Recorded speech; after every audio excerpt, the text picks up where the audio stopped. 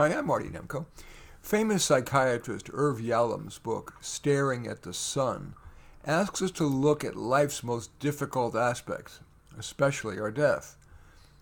While we may be aware of near-term threats like getting run over by a bus or acquiring some rare fatal disease, most people tend to view death as distant, the final stage of old age. No matter how much we hear about terrorism, we feel it's likely to be small-scale stuff. Blow up a bus, a bar mitzvah, and the chance of such things killing us is tiny.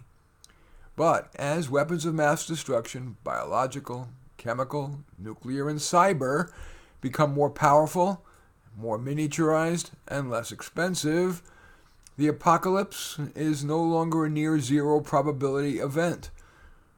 For example, we could simply have the much warned about all-out nuclear war. Or it wouldn't require a government. A single disgruntled infectious disease doctor could fill a vial with the highly communicable smallpox virus, or bacillus, get on a bus at an international airlines terminal parking lot, open his briefcase in the bus, and thus shielded by the briefcase, open the vial for all the passengers to breathe right before they head off to parts around the world. By the time the 14-day incubation period yields to disease, it's too late to do much about it. Or more certain to cause the apocalypse, Armageddon or something close to it, would be a team of nihilistic haters of humankind who are insiders in key infrastructure. The financial system, for example, the U.S. Department of the Treasury, the electrical grid, the water supply, plus an expert who's at making compact nukes, and the aforementioned infectious disease specialist.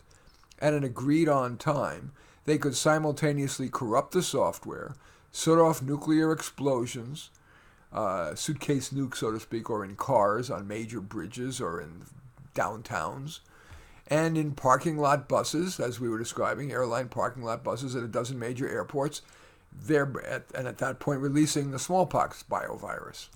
Now, of course, the chance of such an event occurring is indeed small, but it's not zero. At minimum, the concept encourages us to do a little self-reflection. If the apocalypse were to happen this week, say, how would you spend this week? How about if the apocalypse were to occur a year from now? 5 years from now? For example, many people might spend more time traveling or with family, or even working more.